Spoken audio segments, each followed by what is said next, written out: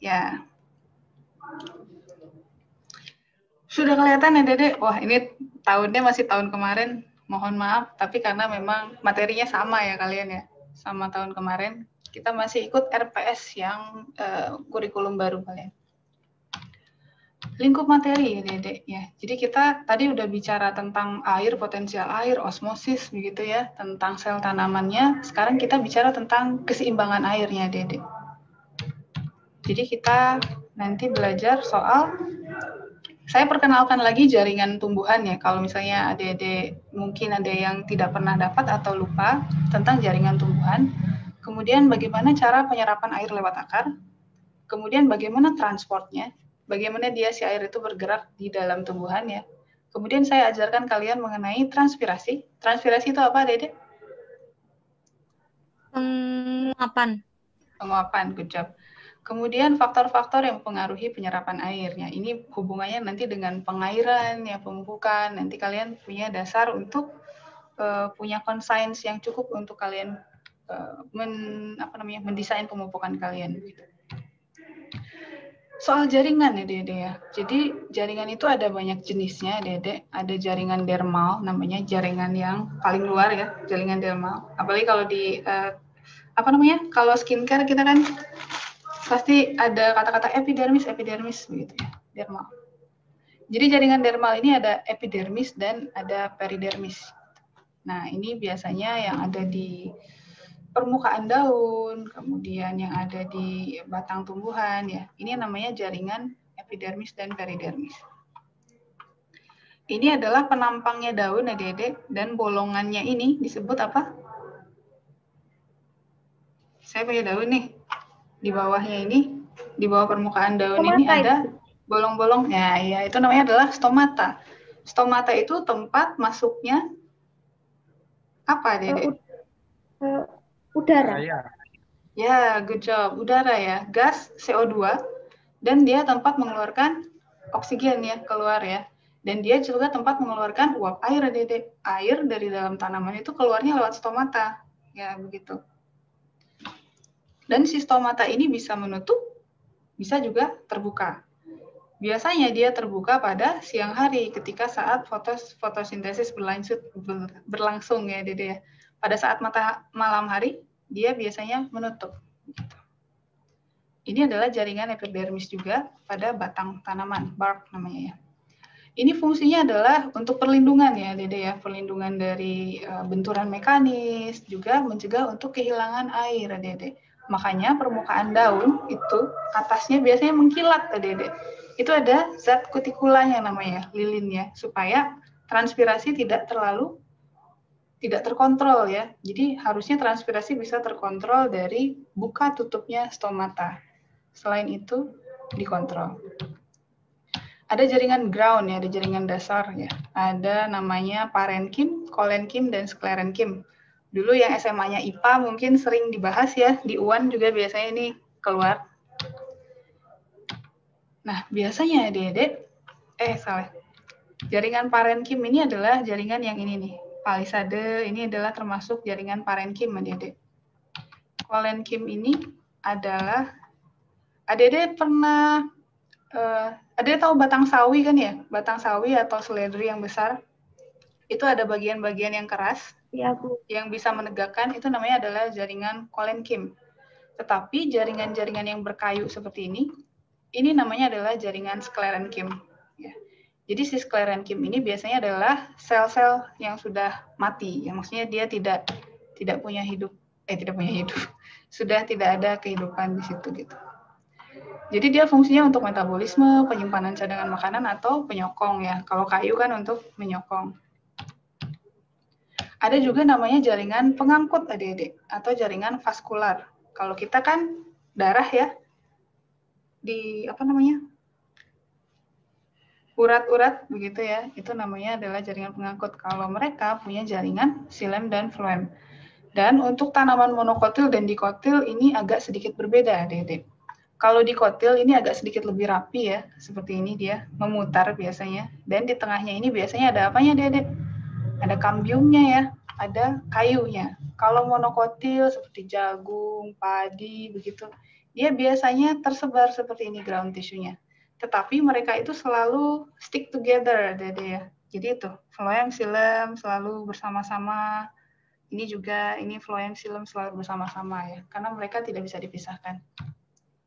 Ini fungsinya adalah untuk transport air ya, air dari bawah, dan untuk transport hasil fotosintat, Dede ya, gula, begitu fungsinya.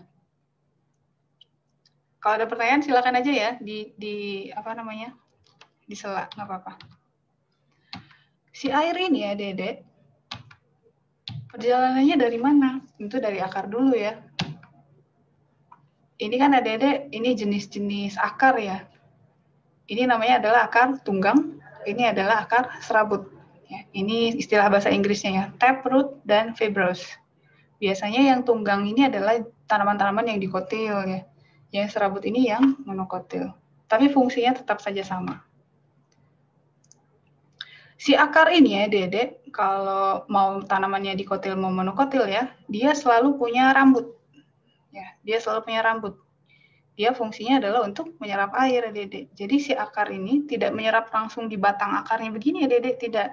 Tetapi di rambut-rambut akarnya ini ya, Dede. Begitu. Lalu kalau misalnya kita potong penampangnya, Dede ya. Ya, root hairs. Seperti ini ya, Dede, kalau kita potong. Melintang ya. Jadi ini adalah rambut-rambut si akarnya ini ya, Dede. Dan air itu terserapnya lewat si rambut-rambut ini.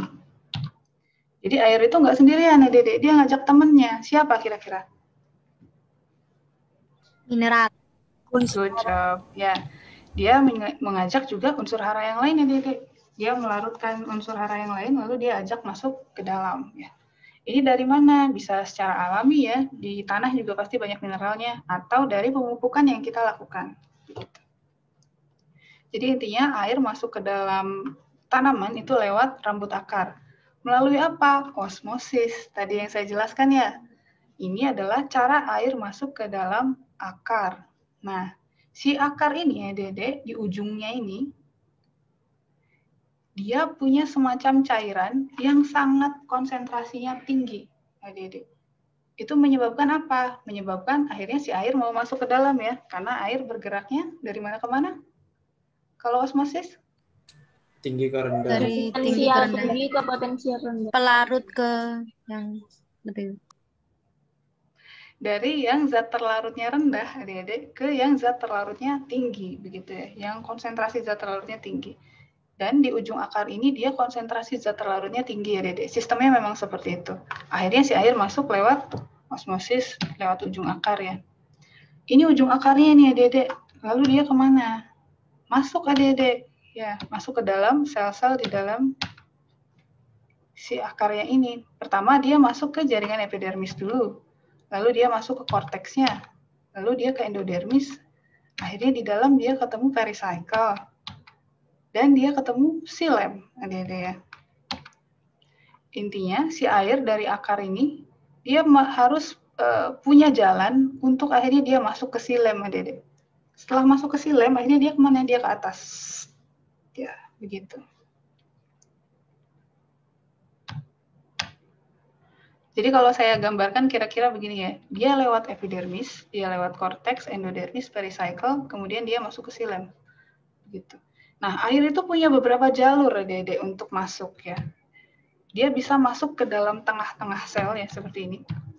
Lewat namanya plasmodesmata.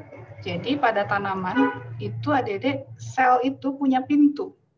Kalau kita punya kamar ya, kalau kamar kosan misalnya ya kalian ya, ada pintu keluar, tapi ada juga misalnya pintu antar kamar. Bisa jadi ya, ada kosan yang seperti itu, saya juga nggak tahu. Jadi ada pintu antar kamar, Dede, ini namanya adalah plasmodesmata. Si air bisa masuk ke sini, kemudian bisa ke xilem. Tapi dia juga bisa cari jalur lain ya, Dede.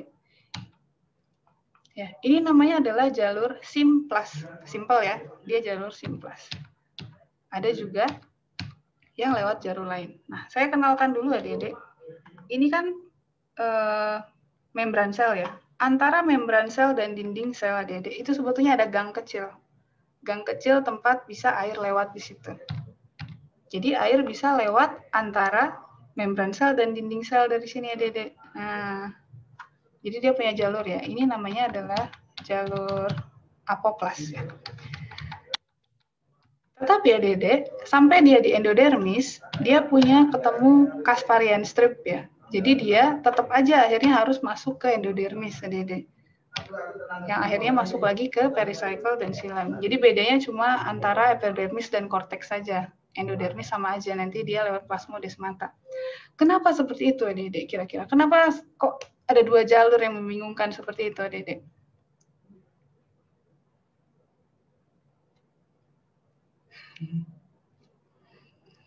Kenapa ada Casparian strip segala ya, begitu.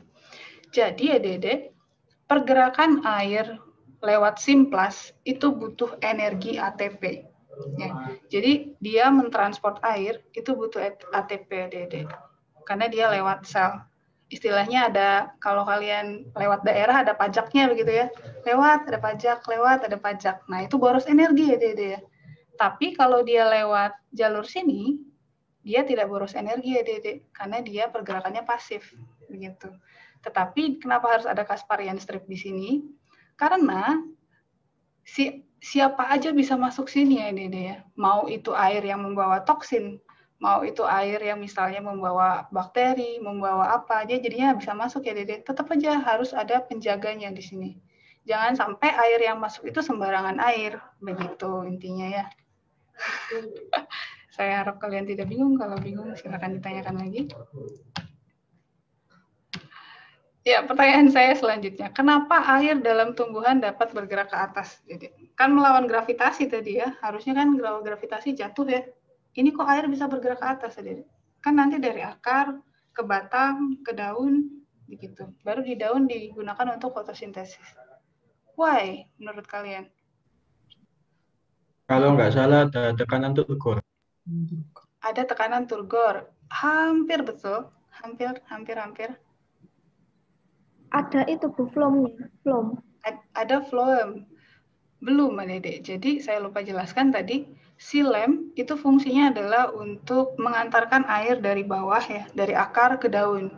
Sementara phloem itu fungsinya adalah untuk menyalurkan hasil fotosintat ya. Jadi ketika fotosintatnya sudah selesai dari daun nih, dari daun lalu dia sebarkan ke seluruh tubuh begitu. Jadi beda fungsi ya, Dede. Sorry, belum dijelaskan tadi. Ada lagi mungkin? Tapi analisisnya luar biasa. Karena menguap. Ya, hampir. Iya, betul ya. Hampir ya. Jadi saya, ini dia, tarikan transpirasi ya. Menguap tadi ya. Jadi bayangkan kalian bahwa ini adalah sedotan besar ya. Sedotan. Kalian tahu sedotan nggak? Gitu. Apa sih kalian bilangnya pipet ya? Ya. Kalau ditarik dari atas, gitu ya, jelas air yang di bawah akan naik begitu ya, karena dari daun ada transpirasi ke atas, maka yang di bawah akan tertarik. Kalau istilah dulu di SD ya, saya dijelaskannya daya hisap daun katanya gitu. Padahal daun nggak bisa ngisap ya, nggak, karena dia transpirasi makanya dia terhisap ke atas. Kemudian sifat kohesi dan adhesi air, ya nanti saya jelaskan. Ini ceritanya xilem nih, Dede ya. Saya punya xilem. Ini ceritanya xilem itu bayangkan saja seperti pipa, Dede. Pipa. Jadi molekul air itu saling terikat satu sama lain, ya, Dede, dengan ikatan hidrogen. Nah, gitu ya. Jadi air itu dengan air-air yang lain itu biasanya terikat. Begitu. Dia terikat. Ini disebut dengan kohesi. Makanya misalnya kalian nih punya air satu gelas, lalu kalian celupkan tangan satu ya. Kalian kan nggak mungkin cuma ngambil satu molekul air, nggak mungkin. Teman-temannya ikut yang lain juga ya. Jadi satu tetes akhirnya begitu. Ini disebut dengan ikatan kohesi. Artinya, Dede, kalau satu ketarik ke atas, bayangkan mereka itu seperti pakai tambang begitu ya. Maka saling tertarik, semuanya tertarik begitu. Nah gitu. Jadi karena dia saling mengikat satu sama lain ya Dede, kalau satu molekul air tertarik ke atas, terlewat transpirasi ya, berarti yang bawah juga ikut tertarik. Gitu. Jadi molekul air juga punya sifat adhesi ya Dede. Jadi dia merayap di dinding begitu. Kayak Spider-Man begitu. Ya, dia punya sifat adhesi untuk merayap di dinding. Akhirnya itu mempermudah dia untuk naik ke atas. Selain ditarik ya, dia juga bisa merayap begitu. Jadi dia bisa naik ke atas.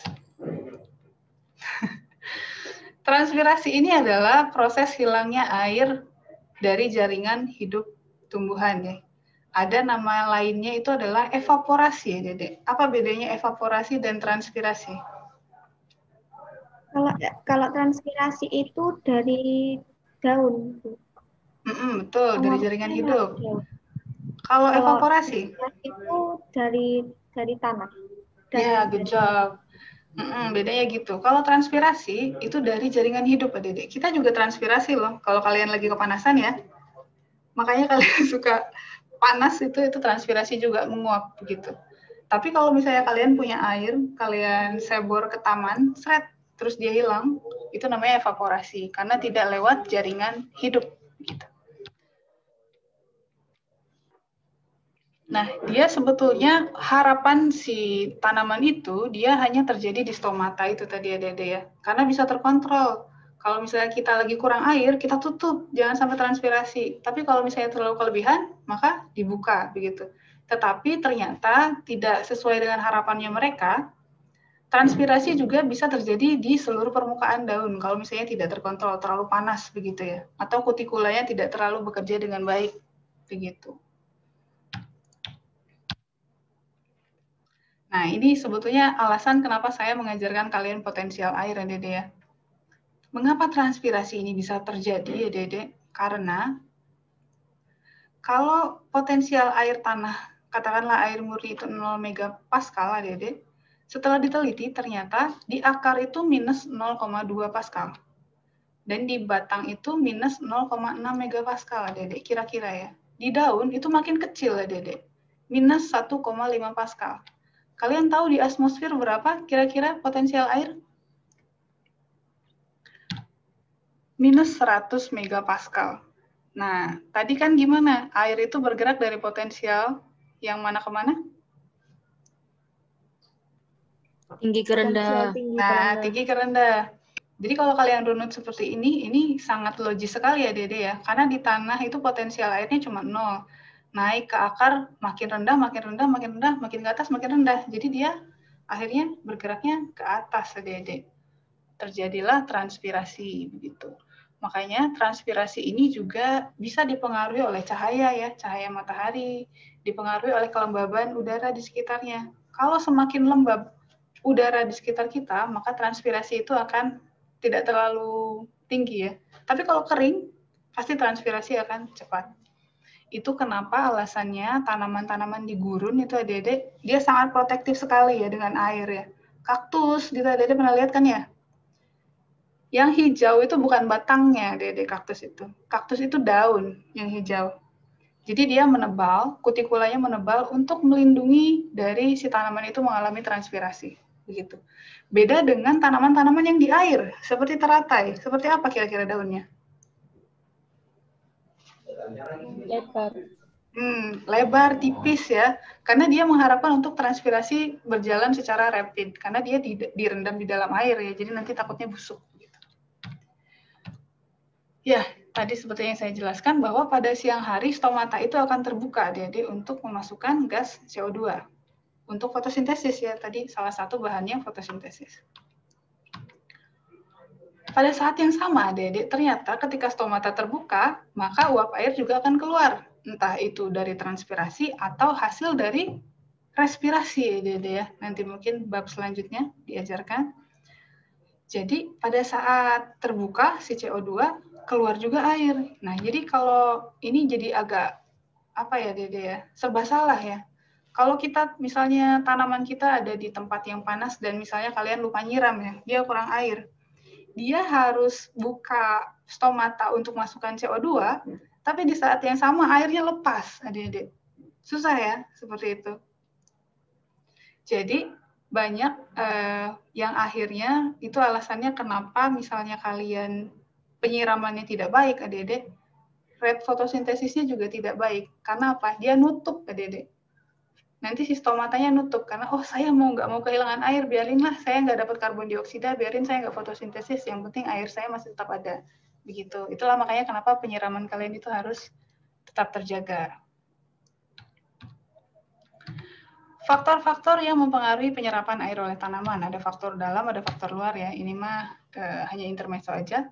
Faktor dalamnya adalah dia kecepatan transpirasinya berapa banyak sih. Itu tergantung dari dia struktur daunnya seperti apa gitu ya. Kan ada daun-daun yang lebar, ada daun-daun yang kutikulanya tebal dan dia bulat begitu ya. Itu pasti akan berpengaruh terhadap kecepatan transpirasi. Sistem perakarannya seperti apa dia. Kemudian apakah dia sedang rapid untuk menumbuhkan pucuk gitu ya. Biasanya kalau semakin cepat semakin rapid tumbuh, maka dia penyerapan airnya juga akan semakin banyak gitu. Metabolismenya seperti apa? Ini lebih ke genetis saja ya, faktor dalam ini. Nah, sementara faktor luar tentu saja ya, ketersediaan airnya ada atau tidak begitu ya. Kalau misalnya tidak ada banyak air ya dia juga penyerapan airnya tidak terlalu rapid begitu. Kemudian potensial osmotik air tanahnya tadi ya, apakah dia tanahnya banyak garamnya, ataukah dia terlalu banyak konsentrasi pemupukan di situ, itu akan mempengaruhi penyerapan air. Temperatur ya Dede, semakin rendah temperaturnya, penyerapan air itu akan semakin lambat, begitu. Makanya di tanah-tanah beku begitu ya, kalau lagi musim dingin itu biasanya tanaman itu meranggas ya Dede. Dia menggugurkan daunnya karena dia tahu, saya nanti suplai airnya akan tidak terlalu banyak begitu. Saya mending menggugurkan daun saja begitu. Kemudian aerasinya seperti apa? Apakah lancar peredaran udaranya ataukah tidak? Tanah itu semakin padat, semakin jelek. Jadi semakin gembur, banyak lubang-lubang udara oksigen di situ, maka penyerapan air juga semakin bagus. Intinya seperti itu Adik-adik. Wah, sudah selesai. Ada pertanyaan mungkin Adik-adik? Kalau saya menjelaskannya terlalu cepat, tadi yang masih bingung. Bu Putri izin bertanya. Silakan. Siapa yang bicara? Perkenalkan, Elsa Patricia dari golongan B. Nah, tadi kan menjelaskan tentang transpirasi. Nah, itu kan tanaman yang tidak memiliki stomata kan, Bu? Kenapa? Tanaman yang tidak memiliki stomata. Tanaman yang tidak memiliki stomata? Iya. Setahu saya nggak ada, Dek, tanaman yang tidak memiliki stomata. Selama dia masih fotosintesis ya, Dede ya. Jadi tanaman itu pasti ada stomatanya. Kalau dia memang berfotosintesis, kecuali seperti tanaman-tanaman yang di dasar laut, Dede ya. Di dasar laut kan ada tuh, kalau kalian suka nonton SpongeBob ya itu real sebetulnya. Ada rumput-rumput di dalam laut. Nah itu beda itu Dede. Apalagi kalau misalnya dia tidak kena sinar matahari, itu biasanya kemosintesis, bukan fotosintesis. Jadi dia tidak pakai cahaya, begitu ya. Tetapi intinya begini ya, Dede. Kalau dia berfotosintesis, berarti dia masih punya stomata. Kalaupun misalnya dia tidak punya stomata nih ya, seperti jamur misalnya, begitu ya.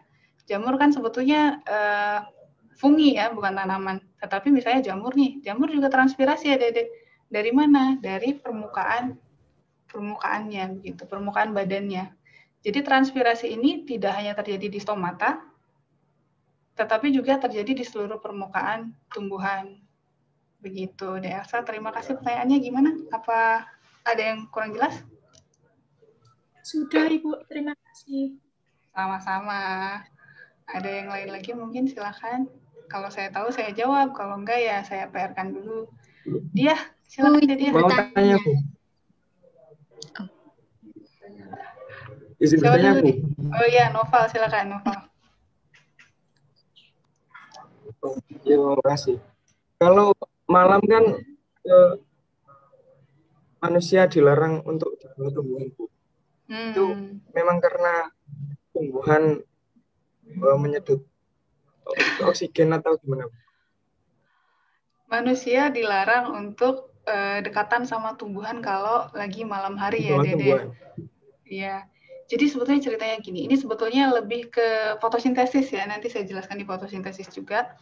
Jadi ada beberapa tipe tanaman yang kalau kalian tahu itu yang suka dimasukin ke dalam ya, kayak lidah mertua gitu-gitu ya, tahu nggak? Sansevieria katanya bagus tuh mengeluarkan oksigen bla bla bla. Itu sebetulnya ceritanya bukan seperti itu Adik-adik. Jadi begini, tanaman itu akan mengalami fotosintesis hanya pada siang hari, ya. Jadi dia mengeluarkan oksigen itu hanya pada siang hari. Dan dia menyerap karbon dioksida hanya pada siang hari. Maksudnya bukan siang jam 12 siang ya, tapi saat ada matahari, gitu ya. Nah, itu kan kita dianjurkan tuh pagi-pagi, oh iya di bawah tumbuhan. Tapi kalau malam jangan, nggak juga begitu ya, Dede. Cuma tanaman itu seperti kita juga mengalami respirasi ya, Dede. Pernafasan ya. Nah, jadi si tanaman ini selain fotosintesis juga ada pernafasan ya, Dede. Sama seperti kita. Dia butuh oksigen juga. Begitu. Nah, jadi kalau misalnya dia sedang tidak mengeluarkan oksigen nih, malah si tanaman ini lagi butuh oksigen, maka akan ada persaingan ya, Dede, antara kita dan si tanaman itu. Begitu. Sebetulnya bukan nggak boleh juga, tetapi nanti si manfaat dari oksigen si tanaman itu tidak terasa oleh kita. Begitu. Karena pada malam hari kan dia tidak melakukan fotosintesis begitu. Nah, sebaliknya Dede, untuk tanaman-tanaman yang sansevieria itu adalah tanaman CAM namanya. Ya. Jadi tanaman CAM itu dia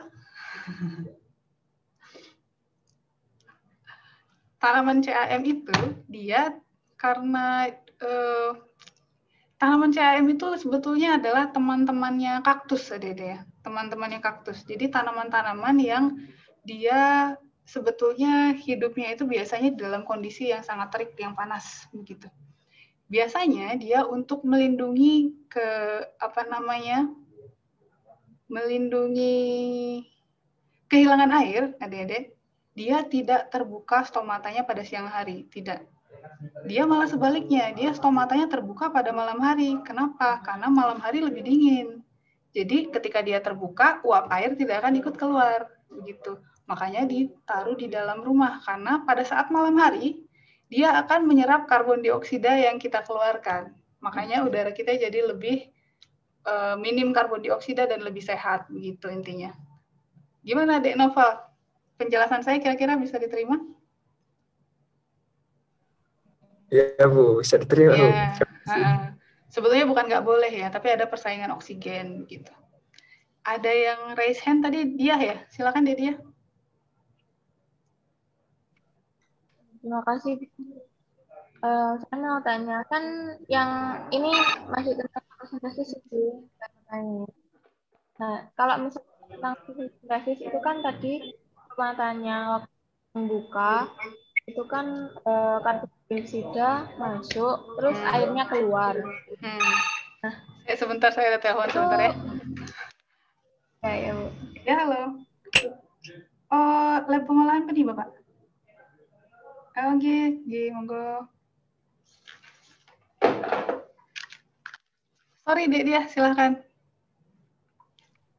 Ya, Bu. Terus habis itu, nah kalau rumusnya fotosintesis itu kan karbon dioksida ditambah air dengan bantuan cahaya kan menghasilkan karbohidrat sama oksigen. Nah, tentang yang tadi stomatanya itu kan CO2 sama airnya itu kan kayak salipan gitu loh. Salipan kan ya.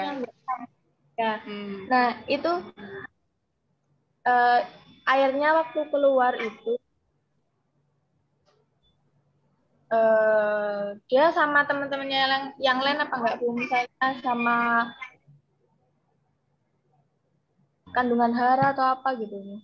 Saya kurang jelas. Keluar ya gitu. Oh gitu. Yang keluar lewat stomata itu, Dek. Makasih, Bu. Iya. Jadi sebetulnya air yang keluar dari stomata, uap air itu bukan dari fotosintesis, Dek, bukan. Jadi beda lagi. Itu dari respirasi. Respirasi itu rumusnya terbalik dari fotosintesis, begitu. Tapi bedanya respirasi itu terjadi setiap saat kalau pada tumbuhan ya. Mau dia buka, mau enggak, itu sebetulnya dia terus terjadi, begitu. Nah, itu kenapa salipan? Sebetulnya kan karbon dioksidanya kan untuk fotosintesis ya. Tapi karena pintunya sedang terbuka, maka uap air sekalian keluar. Itu hasil dari respirasi itu, Dede. Begitu. Dan dia tidak bawa temennya. Kalau dia keluar hanya uap air aja. Tapi kalau masuk dia bawa temennya. Begitu. Terima kasih pertanyaannya. Silakan. Ada lagi tadi sepertinya ada yang raise hand lagi. Bu izin bertanya, Bu. Rosa. Jadi gini, Bu. Kan stomata itu terbuka pada saat siang hari untuk mendapatkan karbon dioksida. Apa mungkin bisa stomata itu buka saat malam hari gitu, Bu? Bisa, Dede. Tapi pada tanaman-tanaman tertentu. Jadi nanti sebetulnya akan saya ceritakan pada saat fotosintesis, tapi saya jelaskan sekarang nggak apa-apa ya. Tanaman itu ada 3 jenis soal fotosintesis, Dede. Ada tanaman C3, ada tanaman C4, ada tanaman CAM. Ya. Kalau tanaman C3 ini ya tanaman pada umumnya yang kita lihat ya sekarang ya pohon-pohon, kemudian padi begitu. Siapa tuh? Saya matiin dulu.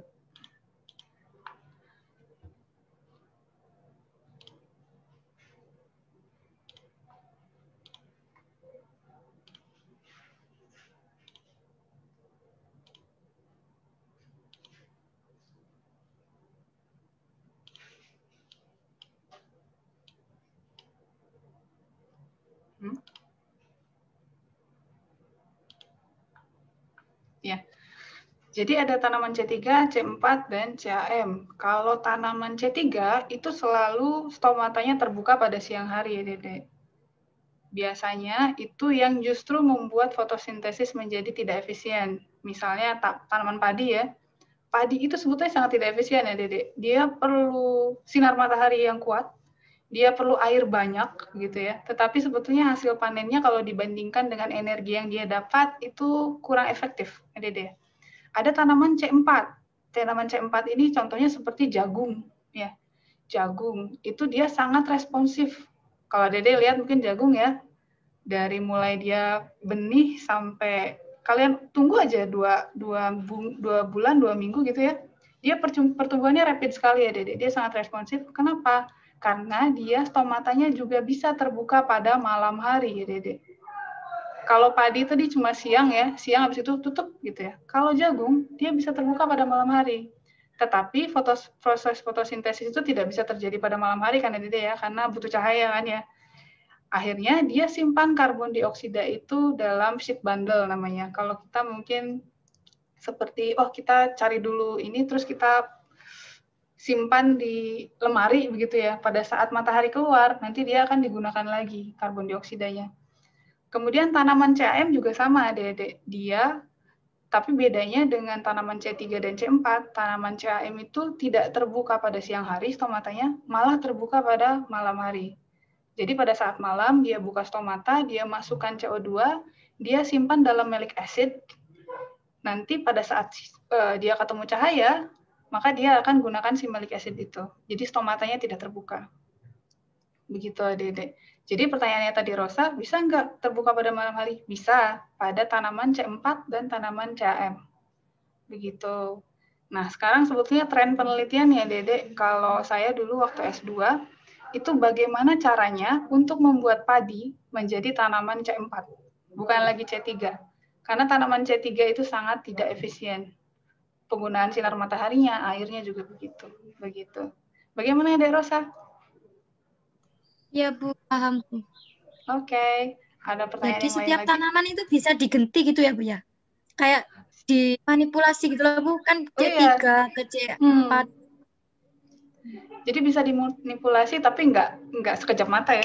Manipulasi enggak ya. Kita pakai pemuliaan tanaman ya, Dede ya. Jadi kita cari tahu dulu gen mana sih yang mengatur CAM di dalam mengatur C4 di dalam tanaman itu, lalu kemudian kita isolasi, lalu kemudian kita suntikan gitu. Istilah singkatnya begitu ya. Kita suntikan di tanaman tersebut, akhirnya dia mengandung gen yang mengatur C4 begitu. Tapi sampai sekarang belum terjawab, mungkin kalian yang akan menjawab suatu hari nanti ya. Ada pertanyaan lain lagi? Silakan ya, Dede. Kalian dapat kuota bantuan nggak nih? Belum, Ibu. Dapat, Dapat Bu. 15 giga cuma. Dapat, Bu. Ada yang Bu, dapat, ada izin yang enggak? bertanya. Iya, Izin silakan. bertanya. Silakan. Untuk tanaman buah naga itu masuk CAM ya, Bu? Iya, Pak Loren ya. Jadi tanaman-tanaman Iya. CAM itu dia kadang itu kategorinya kalian bisa lihat dari daunnya, Dede ya. Jadi kemungkinan besar buah naga itu juga termasuk CAM. Kalau dia daunnya tebal seperti kaktus begitu, itu adalah tanaman CAM. Kemungkinan besar loh ya, saya juga nggak tahu. Harus dicek juga itu secara genetis.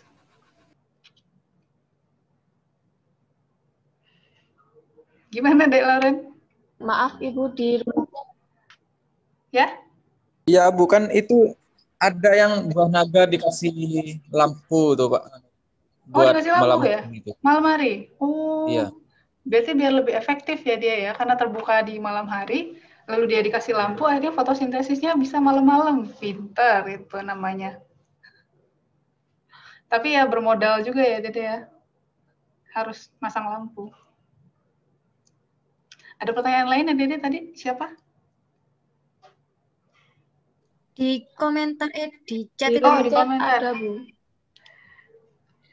Muhammad siapa ini?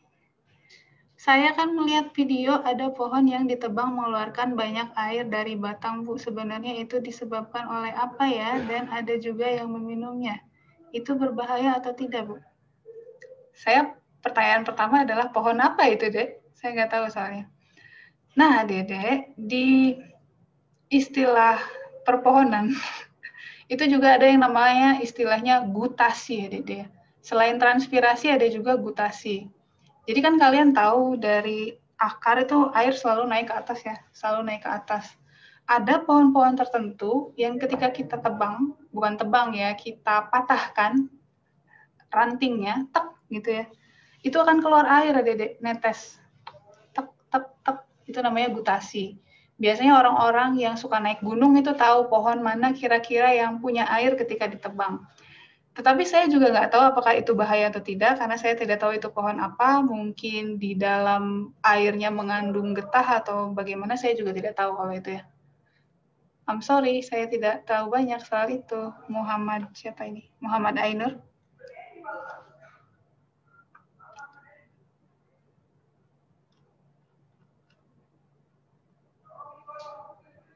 Terima kasih pertanyaannya. Ada yang lain lagi kira-kira, Dedek? Saya izin bertanya, Bu. Iya, Dea. Silakan, Dea. Yang jelaskan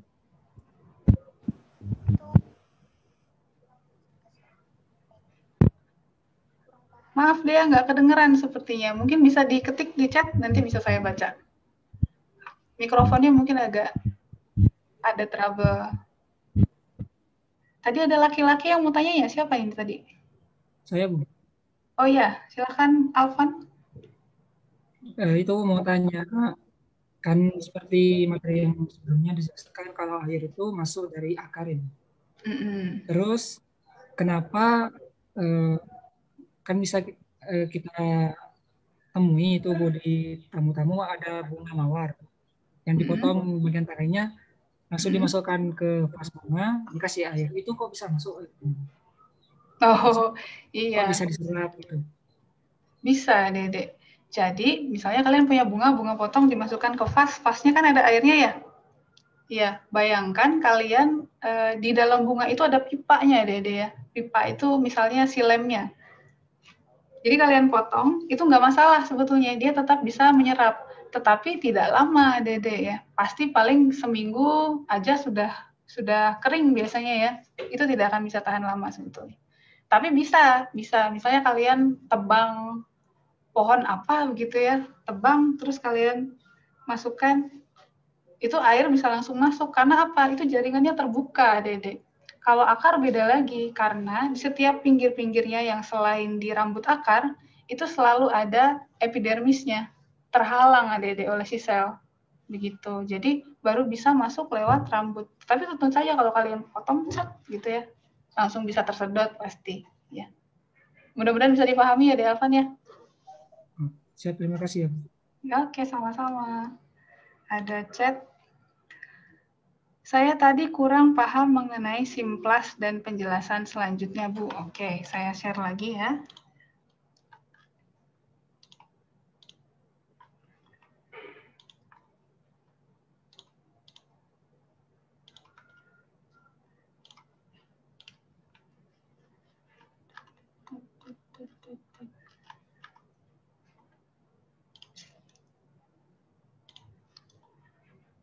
Jadi Dea, kok ini? Entah.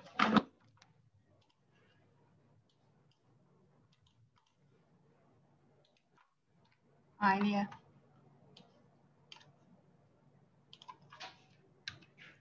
Jadi intinya Dede ya, air itu bisa masuk lewat 2 jalur. Yang pertama jalur Simplas dan jalur apa? Ya, lupa. Jalur Simplas dan jalur? Sebelum saya tunjukkan. Plasmodesmata. Apoplas. Apoplas, ya. Apoplas. Jadi ada, good job. Ada jalur Simplas dan jalur Apoplas, ada ya. Kalau jalur Simplas itu, ini kan ceritanya ini adalah rambut akarnya, Dede ya. Ini rambut akar, masuk ke epidermis, masuk ke korteks, endodermis, pericycle, lalu ke xilem. Kalau jalur Simplas itu dia tembus, tembus melewati sel. Ya, jadi antar sel itu dia punya semacam gerbang ya, tapi ada penjaganya tetap. Namanya adalah plasmodesmata.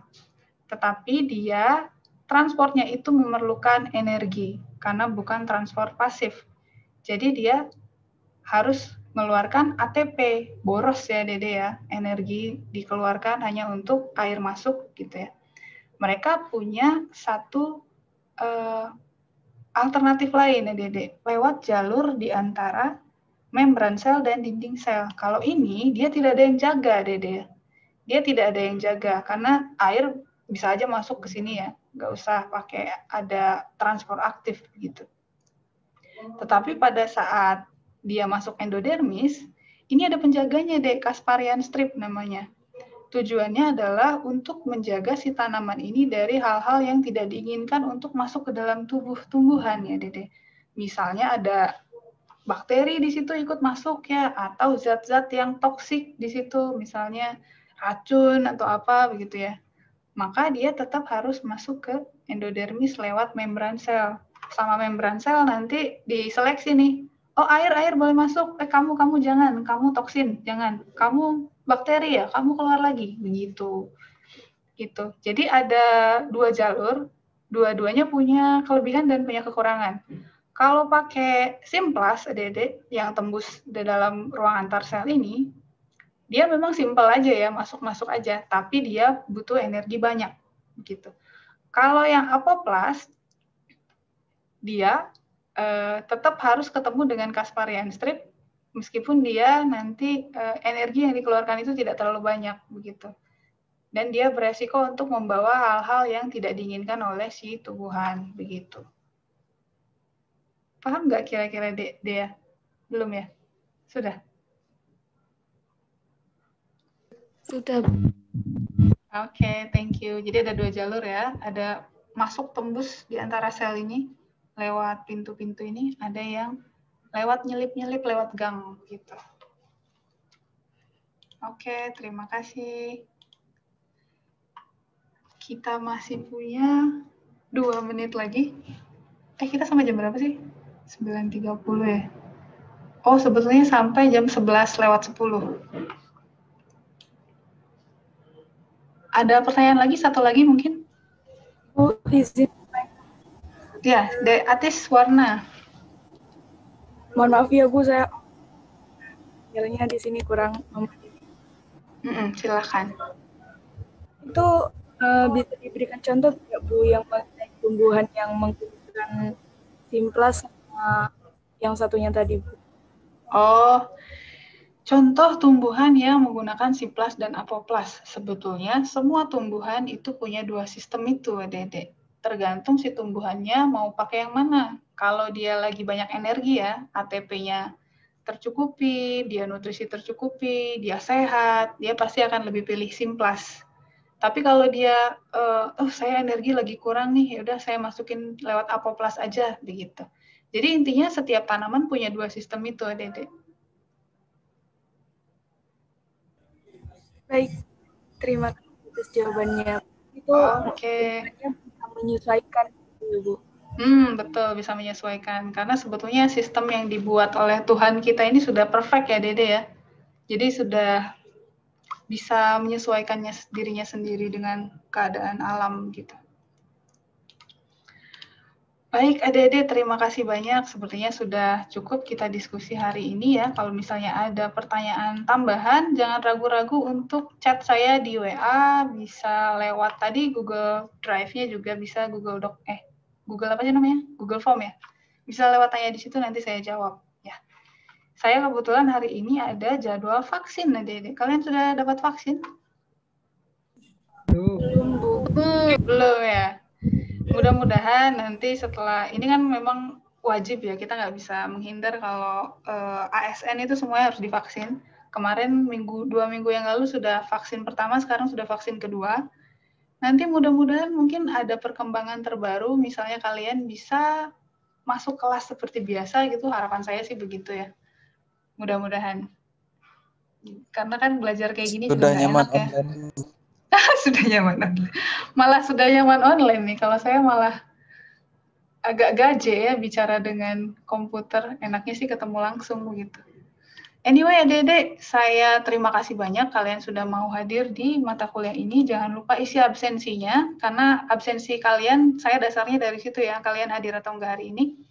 Kemudian saya juga mohon maaf kalau misalnya ada pertanyaan-pertanyaan yang mungkin ya kurang bisa dijawab dengan baik oleh saya, atau saya misalnya menyinggung selama mata kuliah ini, atau banyak kekurangan. Saya mohon maaf karena kita sama-sama masih belajar ya, Dede ya. Kalian mungkin belajar dari saya soal ini, tapi juga saya banyak belajar dari kalian juga. Jadi terima kasih. Saya tutup kalau begitu ya, Dede. Selamat siang, selamat istirahat. Wassalamualaikum warahmatullahi wabarakatuh. Waalaikumsalam warahmatullahi wabarakatuh. Terima kasih, Bu Putri. Sama-sama. Bye-bye.